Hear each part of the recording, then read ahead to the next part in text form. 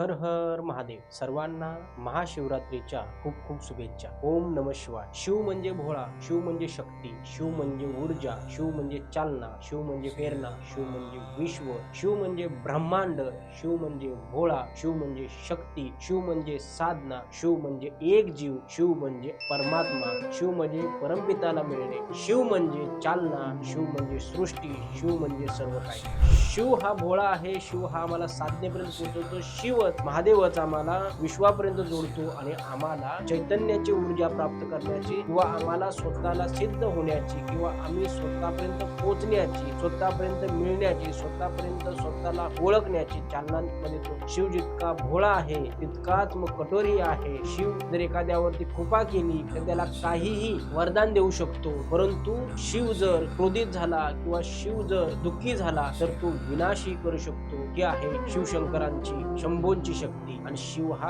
अत्यंत प्रिय असणारा किंवा विश्वाचा मेन आत्मा असणारा परमात्मा आहे. आणि शंकरच हा, महादेवच हा, शिवच ही एक अशी शक्ती आहे ज्या विश्वातील सगळ्या देवतांची पहिली आणि परम चैतन्य शक्ती आहे. येणाऱ्या महाशिवरात्रीला सर्वांनी, महाशिवरात्रीचं पर्व म्हणजे सगळ्यात मोठी रात्र आणि या रात्री साक्षात भगवान शंकरांचा वास असतो. या दिवशी जर आपण उपासना केली, या रात्री जर आपण भक्ती केली, या रात्री फक्त या दिवशी जर आपण ओम नमः शिवायचा जप केला, त्याचबरोबर आपल्या घरात पश्चिम दिशेला जर आपण साफ स्वच्छता ठेवली, त्याचबरोबर पश्चिम दिशेला जर आपण एक 7 मुखी रुद्राक्ष ठेवलं, त्याचबरोबर रुद्राक्षाचं जलाभिषेक केलं किंवा ओम नमः शिवायचा 108 वेळा किंवा अधिक वेळा जर आपण जप केला, त्याचबरोबर गायीची सेवा केली, नंदीची सेवा केली, त्याचबरोबर या दिवसामध्ये आपण लहान मुलांना जर गोड जर खाऊ दिलं, त्याचबरोबर या दिवसामध्ये आपण वृद्धांची जर सेवा केली, अनाथांची जर सेवा केली, तर आपल्याला शिवची शक्ती, शिवची भक्ती, त्याचबरोबर शिवचा आशीर्वाद आपल्याला मिळतो. सर्वांनी एकदा बोला,